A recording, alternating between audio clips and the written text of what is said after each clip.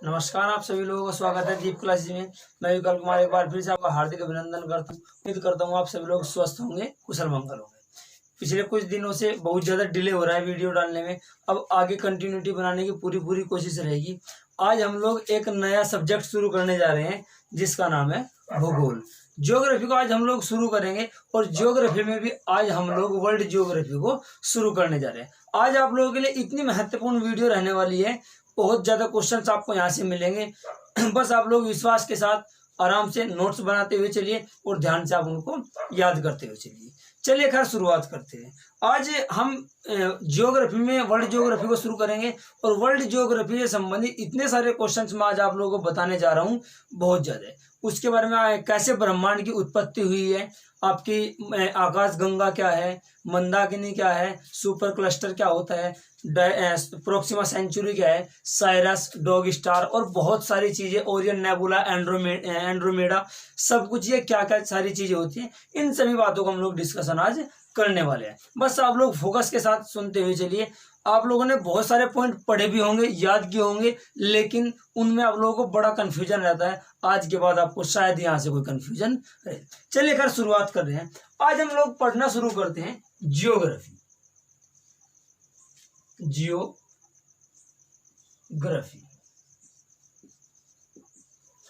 Geography यानी कि भूगोल दो शब्दों से मिलकर के बना है, जियो प्लस के ग्राफी। जियो का मीन्स होता है अर्थ और ग्राफी का मीन्स होता है एक्सप्लेन। इसका सीधा सीधा मीन्स ये है कि पृथ्वी का वर्णन या पृथ्वी का अध्ययन ही आपका जियोग्राफी कहलाता है।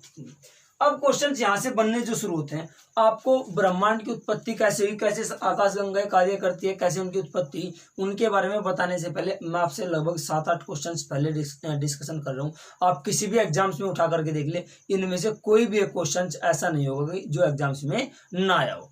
पहले क्वेश्चन आपसे सीधा सीधा है कि फादर ऑफ जियोग्राफी यानी कि भूगोल के पिता या भूगोल के जनक किसे कहा जाता है? भूगोल के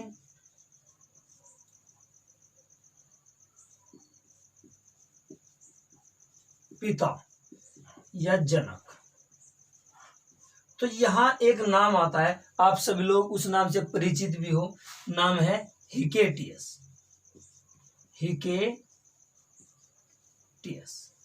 एक पहला क्वेश्चन तो ये रहा, कई बार आपका एग्जाम्स में आ चुका है और लगभग ये क्वेश्चन बार बार एग्जाम्स में पूछा जाता है। इसके बाद अगला क्वेश्चन अगर आपसे आ जाए कि व्यवस्थित भूगोल के पिता,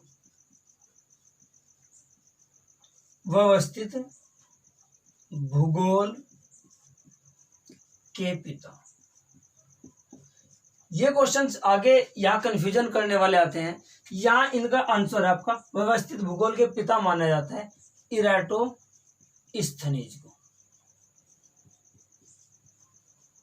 इराटोस्थनीज। और एक क्वेश्चन और भी यहां से बनता है कि वह उस व्यक्ति का नाम बताइए जिसने सबसे पहले जियोग्राफी शब्द का प्रयोग किया था। वहां भी यही आंसर होगा आपका इराटोस्थनीज। दो क्वेश्चंस बनते हैं यहाँ से। व्यवस्थित भूगोल के पिता इराटोस्थनीज को माना जाता है और आपका जियोग्राफी शब्द का सबसे पहले प्रयोग भी इराटोस्थनीज के द्वारा ही किया गया था। एक क्वेश्चन मैं आपको बताना चाहूंगा, बड़ा क्वेश्चन है, कंफ्यूजन आपको पैदा कर सकते हैं। मान लीजिए अगर आपसे क्वेश्चन पूछा गया कि फादर ऑफ जियोग्राफी यानी कि भूगोल के पिता किसे कहा जाता है। अब आपके पास दो क्वेश्चन, दो ऑप्शंस में अगर ये दोनों आ जाए, क्योंकि ऐसा आया हुआ है और रेलवे ने भी अपना एक आंसर माना हुआ है, ठीक है, ये क्वेश्चन आ चुका है और दोनों ऑप्शन में भी थे। अब मैं आपको बता रहा हूँ, अगर आपसे पूछा जाए कि भूगोल के पिता और अगर दोनों ऑप्शन में हो तो आपको हिकेटियस पे ना जा करके इराटोस्थनीज पे जाना है। अगर दोनों आपको ऑप्शंस में मिल जाए तो भूगोल के पिता आप लोग मानोगे इराटोस्थनीज को। इसका सीधा सीधा कारण यह है कि भूगोल को लेकर के तो पहली बार भूगोल का वर्णन तो किया था हिकेटियस ने, लेकिन उसका सुव्यवस्थित वर्णन एक सीक्वेंस के तहत वर्णन इराटोस्थनीज के द्वारा किया गया था। तो वास्तविकता में इन्हीं को भूगोल का पिता माना जाता है। एक तीसरा क्वेश्चन और बनता है साथ ही साथ आपका आधुनिक भूगोल के पिता। आधुनिक भूगोल के पिता तो यहां एक नाम आता है अलेक्जेंडर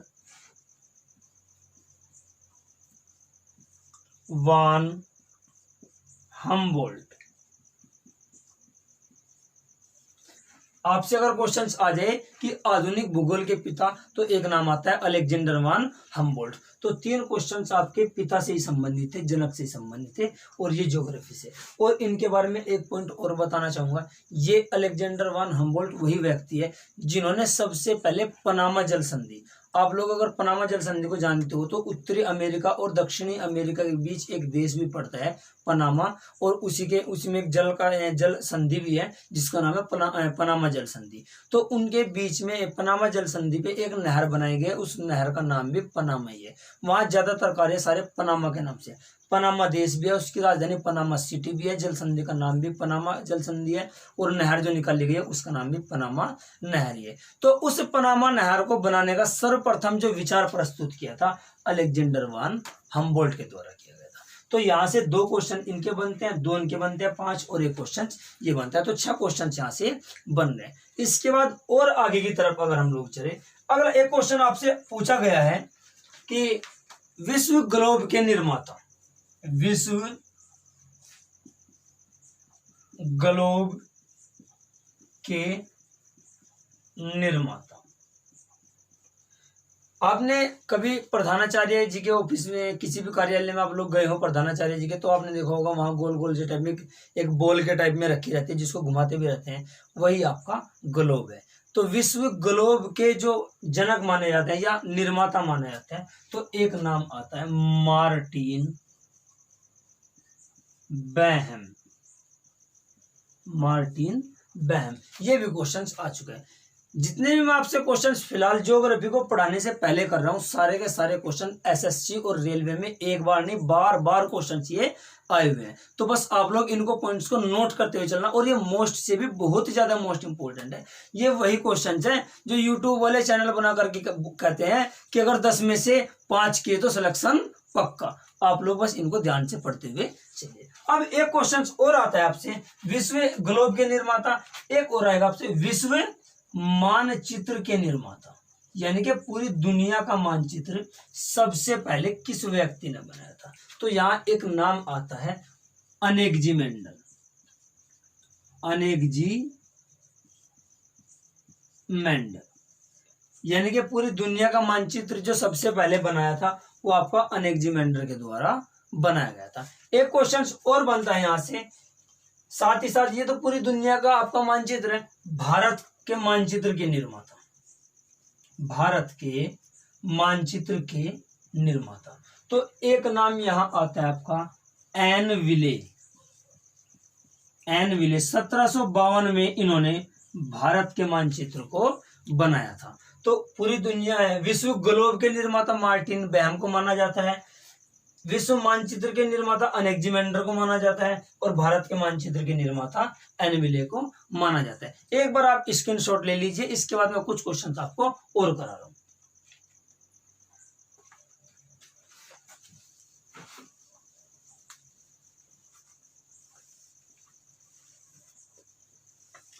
एक क्वेश्चन यहां बनता है कि सबसे पहले उन व्यक्ति का नाम बताइए जिन्होंने सबसे पहले कहा था कि पृथ्वी गोल है। पृथ्वी को सर्वप्रथम गोल बताया, तो यहां नाम आता है अरस्तु। अरस्तु जी ने सबसे पहले पृथ्वी को गोल बताया था। एक क्वेश्चन और बनता है कि उन व्यक्ति का नाम बताइए जिन्होंने विश्व के मानचित्र में सबसे पहले भारत को दर्शाया था। उन व्यक्ति का नाम बताइए, क्वेश्चन लिख लीजिएगा, मैं यहां नहीं लिख रहा हूं। उन व्यक्ति का नाम बताइए जिन्होंने सबसे पहले विश्व के मानचित्र पर भारत को दर्शाया था, भारत का मानचित्र दर्शाया था। तो उनका नाम आता है टोलमी। क्या नाम आता है जी? टोलमी। टोलेमी वे व्यक्ति है जिन्होंने विश्व के मानचित्र पर सबसे पहले भारत को दर्शाया था। तो ये वे क्वेश्चंस है जो एग्जाम्स में बार बार आपसे पूछे जाने वाले हैं। उनको मैं लगभग 7-8 क्वेश्चन आपके हुए 8-9 क्वेश्चन इनको मैं डिस्कशन कर चुका हूँ। अब हम लोग ज्योग्राफी के अंदर की तरफ एंट्री करते हैं और ये बहुत ज्यादा मोस्टली क्वेश्चन है एसएससी और रेलवे में। इनमें से कोई भी क्वेश्चन ऐसा नहीं है जो 4-4 बार कम से कम 5-5 बार ना आया हो। सारे के सारे इतने महत्वपूर्ण क्वेश्चन आपके हैं, उतार लीजिएगा।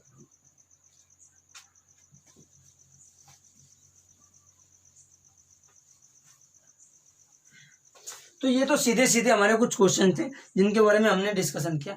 अब हम लोग जो विस्तार से चर्चा करेंगे, हम लोग करेंगे अपने पूरे ब्रह्मांड की। अच्छा, आप लोगों को मैं स्टार्टिंग में बता देना चाहता हूँ हम कितना बड़ा अध्याय क्या पढ़ने जा रहे हैं। पूरा ब्रह्मांड है, ब्रह्मांड के अंदर अरबों आकाश गंगाएं हैं। उन अरबों आकाश गंगाओं में भी हमारी एक आकाश गंगा है जिसका नाम मंदाकिनी है। उस मंदाकिनी आकाश गंगा में भी बहुत सारे तारे हैं, लेकिन एक तारा है जिसका नाम सूर्य है। और सूर्य भी अकेला नहीं है, उसका पूरा परिवार है जिसको हम बोलते हैं सौर मंडल। सौर मंडल में आपके 8 ग्रह हैं और बहुत सारे उपग्रह हैं जो सारे के सारे सूर्य के चारों ओर चक्कर लगाते रहते हैं। उन 8 ग्रहों में से एक ग्रह आपका आता है पृथ्वी, जिसको हम अर्थ बोलते हैं। पृथ्वी पे हम लोग रहते हैं। पृथ्वी में भी अगर हम लोग एंट्री करें अंदर की तरफ तो पृथ्वी 2 भागों में डिवाइड है, एक जल के रूप में और एक स्थल के रूप में। जाहिर सी बात आप लोगों को जानकारी, हम लोग स्थल पे रहते हैं। पृथ्वी का जितना भी स्थलीय भाग है पूरा 7 भागों में बटा हुआ है, जिन्हें हम महाद्वीप के बारे में महाद्वीप के नाम से जानते हैं। उन 7 महाद्वीप में भी हमारा एक महाद्वीप पड़ता है जिसका नाम एशिया है। एशिया महाद्वीप में भी हमारा एक देश पड़ता है जिसका नाम भारत है। और भारत में भी बहुत सारे राज्य है, उसमें एक हमारा राज्य पड़ता है जिसका नाम उत्तर प्रदेश है। और उत्तर प्रदेश में बहुत सारे डिस्ट्रिक्ट्स हैं, लेकिन हमारा एक डिस्ट्रिक्ट पड़ता है जिसका नाम सहारनपुर है। आप लोग देख लीजिए। और आगे हम ग्रामीण क्षेत्र से संबंधित भी है, कस्बे से भी है। तो कुल मिलाकर के कितना बड़ा आपका तंत्र हम लोग पढ़ने जा रहे हैं। हम बात कर रहे हैं पूरे ब्रह्मांड की। तो आकाश गंगा क्या है, क्या आपकी क्लस्टर है, क्या सुपर क्लस्टर है, साइरस क्या है, डॉग स्टार क्या है, ओरियन नेबुला क्या है और आपका एंड्रोमेडा क्या है, इनके बारे में विस्तार से चर्चा मैं बाद में करूंगा। अब सबसे पहले मैं पढ़ने जा रहा हूं ब्रह्मांड को। ब्रह्मांड, यूनिवर्स।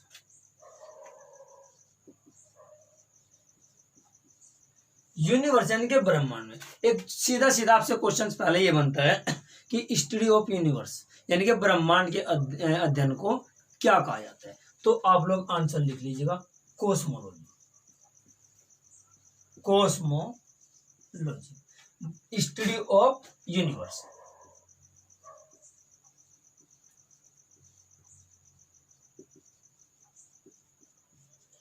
स्टडी ऑफ यूनिवर्स यानी कि ब्रह्मांड के अध्ययन को क्या कहा जाता है आपका, कोस्मोलॉजी। अब हम लोग इसके बारे में डिस्कशन करते हैं। बड़ा ही रोचक तथ्य है, बड़े ही मजेदार तथ्य है, आपको सुनने में भी इंटरेस्ट आएगा।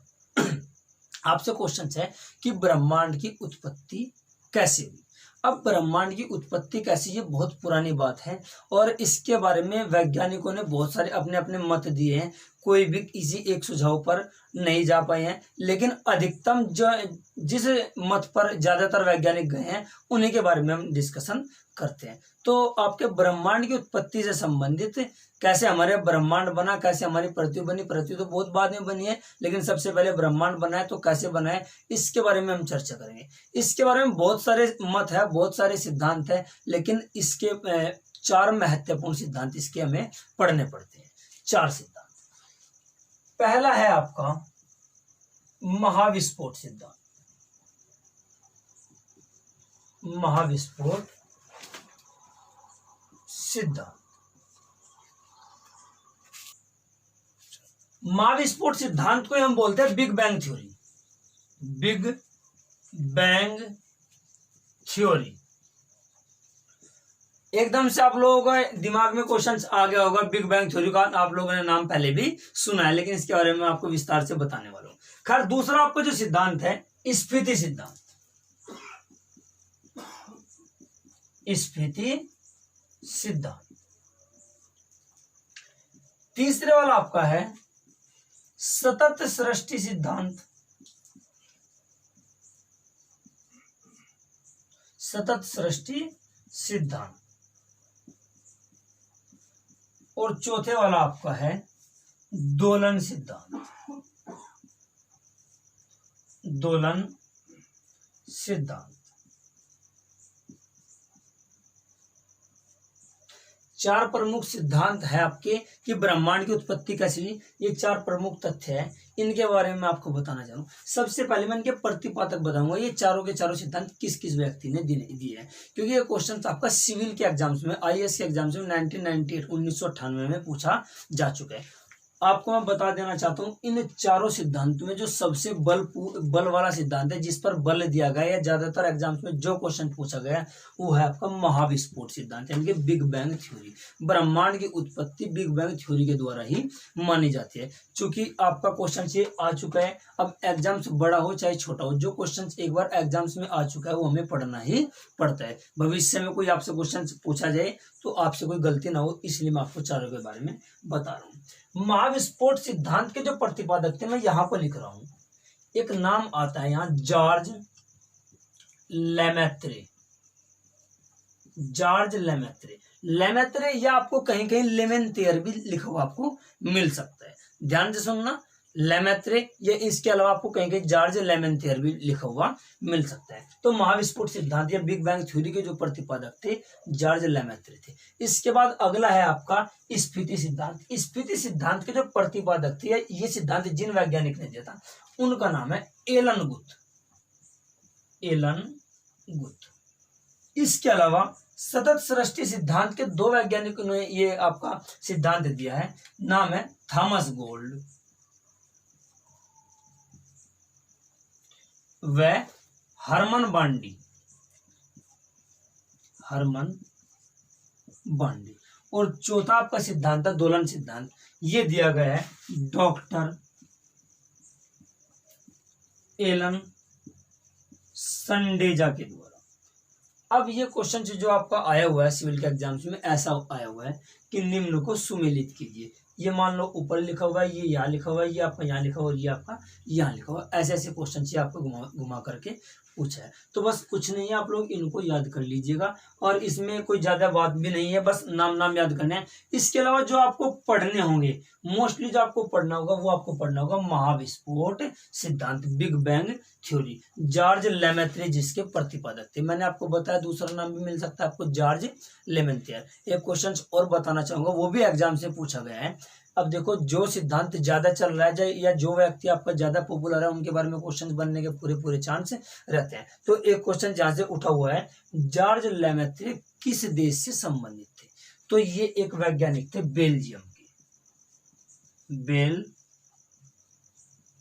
बेल्जियम के वैज्ञानिक जॉर्ज लेमैत्रे। और आपको पता है बेल्जियम की राजधानी ब्रुसेल्स है, और साथ ही साथ बेल्जियम को यूरोप का अखाड़ा भी बोला जाता है, कॉकपिट ऑफ यूरोप, तो बेल्जियम को ही बोला जाता है। बाकी ज्यादा डिस्कशन ना करते, क्योंकि फिर तो अगर पॉइंट जोड़ने शुरू कर दे तो बहुत ज्यादा हम आगे चले जाएंगे। तो इनके बारे में पढ़ते हैं। महाविस्फोट सिद्धांत ये था क्या नहीं था, सुनिएगा ध्यान से।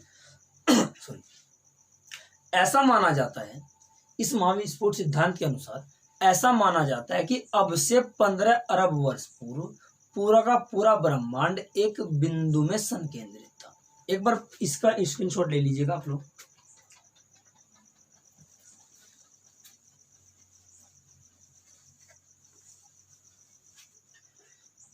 बिग बैंग थ्योरी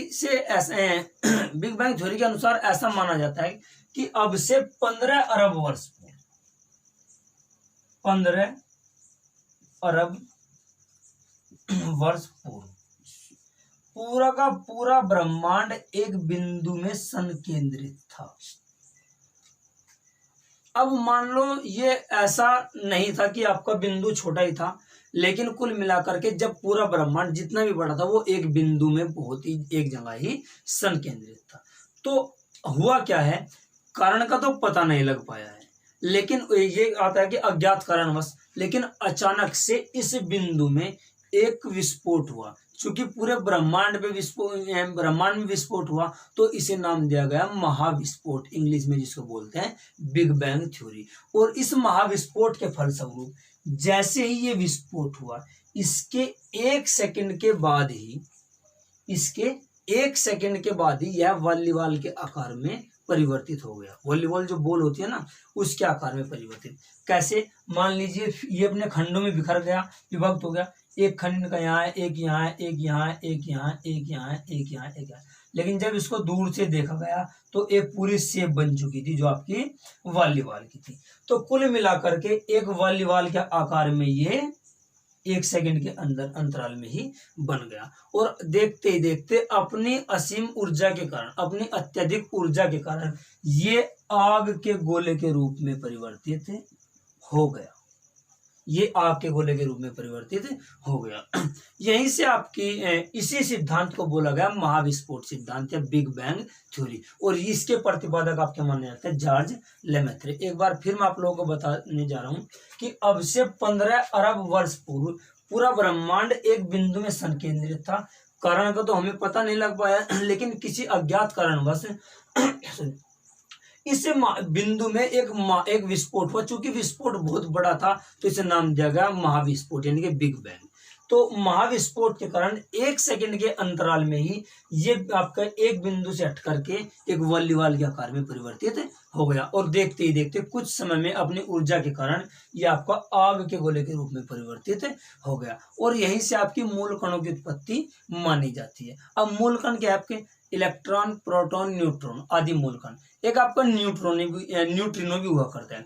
न्यूट्रिनो इतना शक्तिशाली कण माना जाता है कि लगभग अगर 1.5 किलोमीटर चौड़ाई की कोई कांच की दीवार है, उसमें हल्के से न्यूट्रिनो अगर टच करा दिया जाए तो न्यूट्रिनो आसानी से उसे दीवार से पार पा सकता है।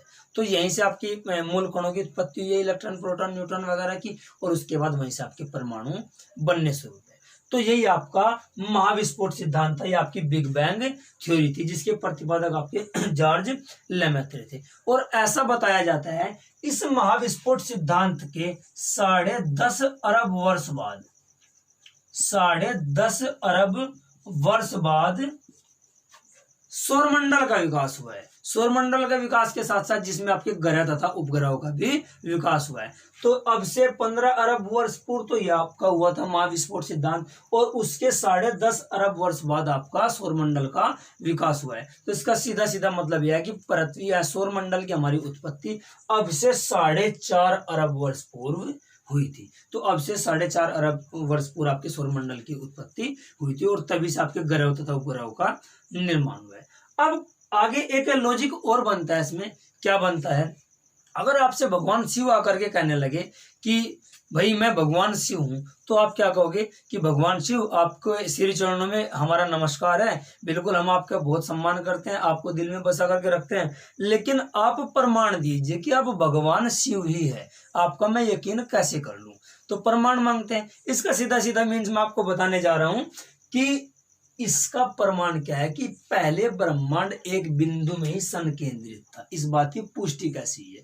तो ये क्वेश्चन ये उठे भी है क्वेश्चन से। तो एक नाम आता है, अमेरिका के एक साइंटिस्ट हुए Edwin Hubble. Edwin Hubble America के एक साइंटिस्ट थे। इन्होंने देखा सबसे पहले दूरबीन के माध्यम से कि जो हमारी आकाश गंगाएं हैं, मैं आपको बताना चाहूंगा ब्रह्मांड के अंदर अरबों आकाश गंगाएं होती है। तो उन अरबों आकाश गंगाओं का विस्तार अभी भी जारी है या उन आकाश गंगाओं के बीच की दूरी बढ़ती हुई जा रही है। अब दूरी बढ़ने का कारण एक एग्जाम्पल से इसको ऐसे समझ लीजिए।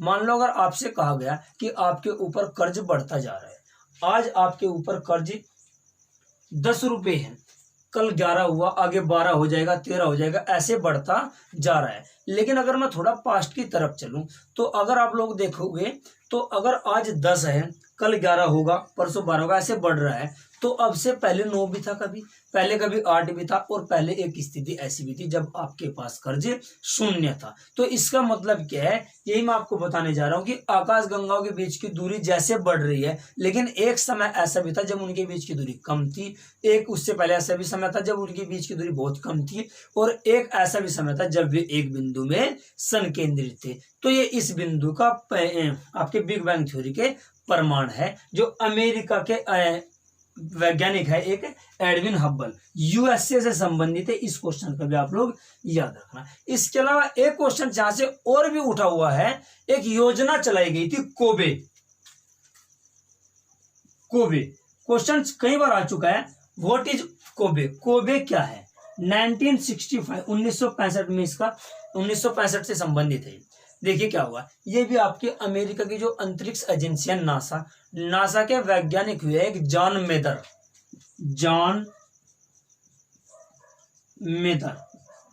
बस दिखाई दे रहा होगा शायद आपको, जॉन मेदर अमेरिका के एक साइंटिस्ट हुए। इन्होंने 1965 में कोबे नामक एक उपग्रह को लॉन्च किया था, और जिसका एक ही इसका लक्ष्य था कि ब्रह्मांड की उत्पत्ति का पता लगाना। तो अगर आपसे क्वेश्चन आ जाए कोबे क्या है, तो कोबे एक उपग्रह है जो ब्रह्मांड की उत्पत्ति से संबंधित पता लगाने के लिए बनाया गया था या लॉन्च किया गया था। तो किसने लॉन्च किया था? जॉन मेदर ने। और अगर देश पूछे कि कोबे का संबंध निम्न में से किस देश से है, या कोबे योजना किस देश से संबंधित है, तो ये भी आपकी यूएसए से संबंधित है। तो यही आपकी बिग बैंग थ्योरी थी। कैसे ब्रह्मांड हमारा बना वो भी मैंने आपको बताया, प्रमाण क्या है इसके, और इससे संबंधित क्या आपके क्वेश्चन बन सकते हैं। ध्यान रखना, वैसे तो आपका इन वैज्ञानिकों के हमारे वैज्ञानिकों को भी इनमें राय अलग अलग है, उनके भी मतों में भेद है, लेकिन जो आपके क्वेश्चंस पूछे जाते हैं, जिन विषयों पे क्वेश्चंस पूछे जाते हैं, मैंने सारा इस वीडियो में मतलब अब तक मैं आपको सारा इनके बारे में बता चुका हूँ। बस इसके साथ साथ आप लोग अलग से अपनी बुक पढ़ना शुरू कर दीजिएगा। समझाऊंगा टॉपिकों को मैं यहाँ बिल्कुल क्लियरली, और आप लोग घर पे अपनी तैयारी शुरू कर दीजिएगा। तो ये आपकी ब्रह्मांड से संबंधित ब्रह्मांड की उत्पत्ति कैसी उसके बारे में डिस्कशन हम लोगों ने किया। यहीं से तो यही क्वेश्चंस बनते हैं। अब आगे हम पढ़ेंगे निहारिका क्या होती है, आकाशगंगा क्या होती है। आप आकाशगंगा को ही समझोगे, लेकिन उससे पहले आपको एक वर्डिंग समझनी पड़ेगी। निहारिका क्या है, नेबुला जिसको बोलते हैं। आज आपका सारा कंफ्यूजन दूर होने वाला है। तो एक बार स्क्रीनशॉट ले लीजिएगा आप लोग,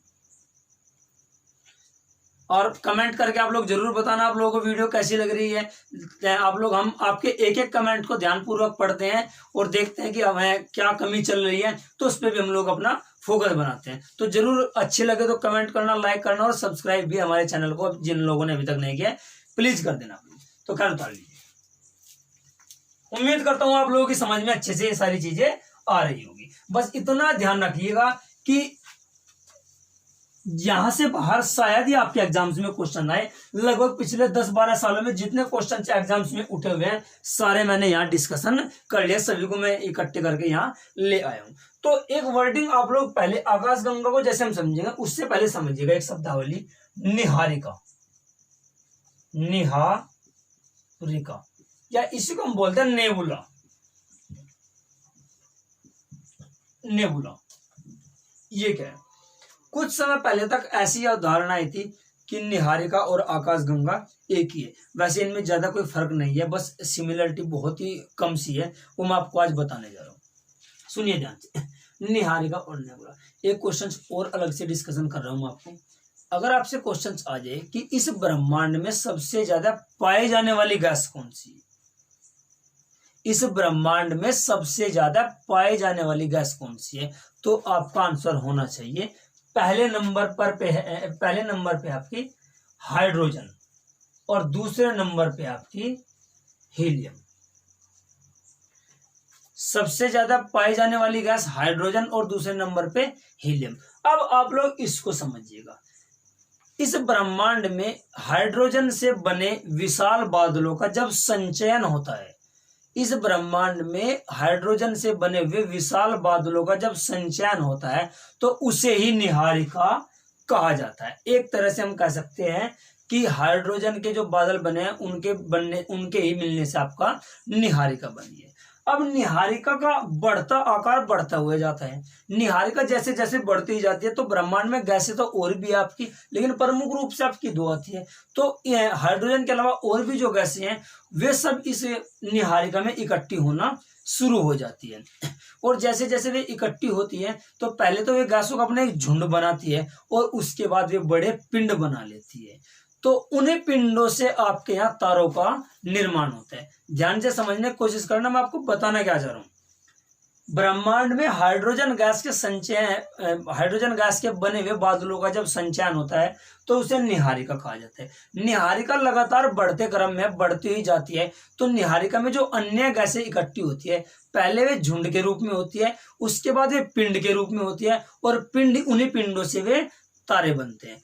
अब आप लोग समझिएगा कि आकाशगंगा क्या है। एक सीधा सीधा उदाहरण, तो एक सीधी सीधी परिभाषा तो यह है कि तारों के समूह को, या व्यवस्थित तारों के समूह का आपका आकाशगंगा कहा जाता है। लेकिन मैं आपको और लॉजिकली बताने जा रहा हूं, ध्यान से सुनना। गुरुत्वाकर्षण बल के अधीन बंधे हुए सभी तारों, धूल कणों तथा गैसों के समूह को या गैसों के तंत्र को आकाशगंगा कहा जाएगा।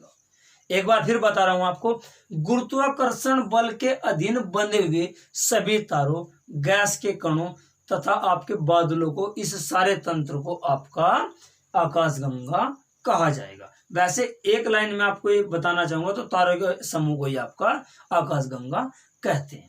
तो आकाशगंगा के बारे में अब हम लोग पढ़ने जा रहे हैं। आकाशगंगा, इंग्लिश में इसको बोलते हैं गैलेक्सी। अब यहाँ क्वेश्चंस बहुत ही ज्यादा कंफ्यूजन करने वाले आते हैं, लेकिन आज आप लोगों का सारा ही कंफ्यूजन मैं आपको दूर कर दूंगा। अब पहले मैं आपको बताना चाह रहा हूं, अंदर की तरफ तो हम आगे बाद में जाएंगे, पहले इसके बारे में बाहर से डिस्कशन कर लिया हम क्वेश्चंस को। अगर देखिए, सभी लोग ग्रुप में रहना पसंद करते हैं, चाहे वो गांव, समुदाय, शहर, जिले, देश, चाहे जो भी हो, सभी लोगों की, चाहे जानवर हो चाहे कीट पतंगे, सभी लोग अपने ग्रुप में रहना पसंद करते हैं। तो जब सभी लोग ग्रुप में रहना पसंद करते हैं, तो आकाशगंगा ही तनहा क्यों रहेंगी, आकाशगंगा ही अलग अलग क्यों रहेंगी? तो ये भी आपके ग्रुप में रहती है। तो आकाशगंगाओं का जो ग्रुप होता है, मान लीजिए कुछ आकाशगंगाएं इकट्ठी हुई, उनका जो ग्रुप होता है उसी को कहा जाता है सुपर क्लस्टर। एक ये वर्डिंग जाना, आकाश गंगाओं का समूह,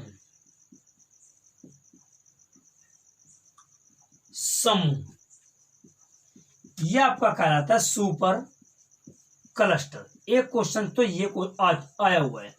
एक बार फिर आपको बता रहा हूं, मैं जितने भी क्वेश्चन से डिस्कशन आपसे कर रहा हूं या जितना भी आपको पढ़ा रहा हूं, आपके पॉइंट ऑफ एग्जाम व्यू से बहुत ही ज्यादा मोस्ट इंपॉर्टेंट है। सारे क्वेश्चन किसी न किसी एग्जाम्स में, चाहे बड़े एग्जाम्स हो या छोटे एग्जाम्स हो, सारे मटेरियल को एक जगह लेकर के तब आप लोगों को मैं पढ़ाने जा रहा हूँ, ठीक है। शायद ही आपके वनडे एग्जाम्स में इससे बाहर कोई क्वेश्चन आए, और जिस तरीके से मैं आपको पढ़ा रहा हूँ, आप डिस्क्रिप्टिव में थोड़ा बहुत इसके बारे में लिख सकते हैं। हालांकि मैं आपको ये नहीं कहूंगा कि मैं आपको पीसीएस की तैयारी करा रहा हूँ, लेकिन आपको बेसिकली बहुत अच्छा बेस बनाते हुए आपका चल रहा हूं।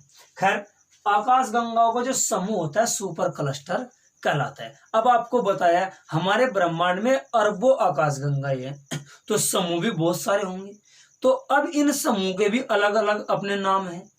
तो हमें आपके यहाँ दो नाम पढ़ने पड़ते हैं, सभी नामों से तो मतलब नहीं है, दो नाम है। पहला नाम कि जिस सुपर क्लस्टर में या जिस आकाशगंगा के समूह में हम लोग रहते हैं उसका नाम क्या है। हम जिस आकाशगंगा के समूह में रहते हैं या जिस सुपर क्लस्टर में हम लोग रहते हैं, पृथ्वी है, तो उस आकाशगंगा का नाम है लानियाकी। पॉइंट को नोट कर लेना। हम जिस आकाशगंगा के समूह में या हम जिस सुपर क्लस्टर में रहते हैं उसका नाम है लानियाकी। इसके अलावा एक क्वेश्चन और बना हुआ है कि अब तक ज्ञात सबसे बड़ा सुपर क्लस्टर, अब तक ज्ञात सबसे बड़े सुपर क्लस्टर का नाम क्या है? तो वो नाम है आपका सरस्वती। सरस्वती ये सबसे बड़ा सुपर क्लस्टर है।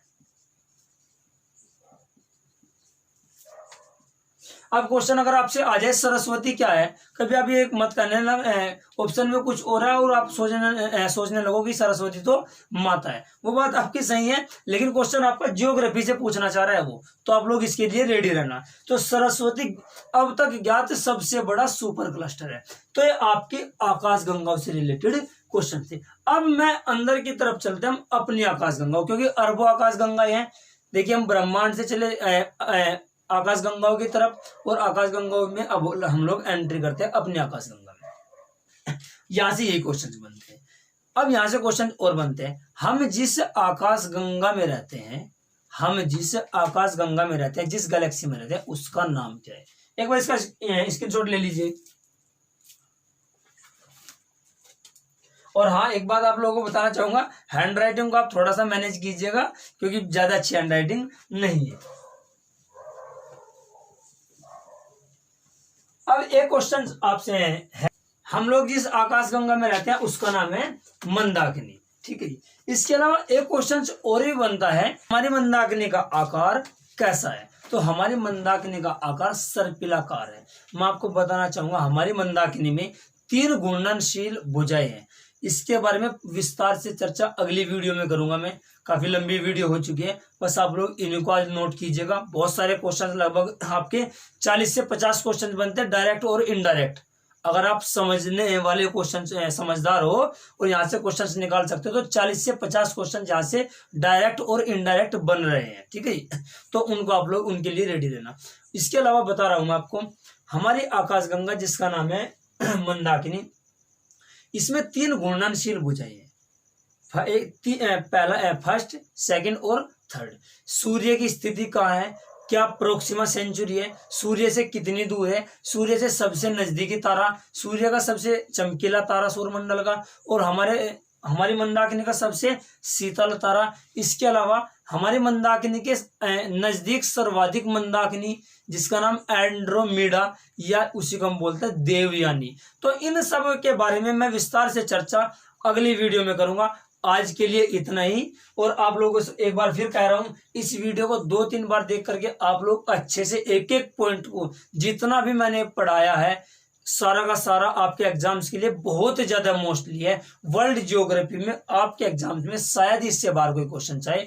मैं इसको पूरी तरह से बिल्कुल पूरा मुझे विश्वास है कि शायद यहाँ से क्वेश्चन बाहर आए। और आप लोग ध्यान रखना, सारे के सारे क्वेश्चन आपके एसएससी तथा रेलवे के कलेक्ट किए हुए हैं। आपको एक बार फिर बताना चाहूंगा, आप लोगों जिन्होंने हमारा चैनल सब्सक्राइब नहीं किया है, आप लोग चैनल को सब्सक्राइब कीजिए, लाइक और शेयर कीजिए। और आपको अगर वीडियो अच्छी लगे तो कमेंट बॉक्स में जाकर के कमेंट जरूर कीजिएगा। और पूरी कोशिश रहेगी कि आगे आपकी वीडियो में डिले ना हो, क्योंकि बड़ा टॉपिक आपका। इसके बाद मैं पहले वर्ल्ड ज्योग्राफी को पढ़ाऊंगा और इसके बाद आपके और भी सब्जेक्ट को पूरे करते हुए चलूंगा। So thank you.